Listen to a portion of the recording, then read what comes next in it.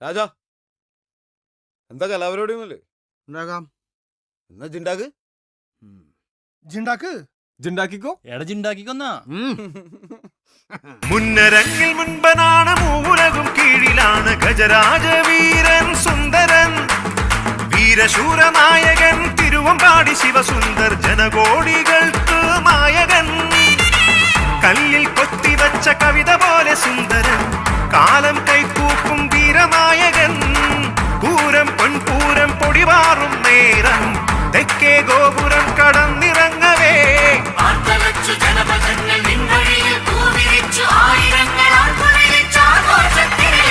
നിന്നിടും നിന്നെ വാഴ്ത്തിടും സഹ്യപുത്രനെ നാടിൻ മാനമേ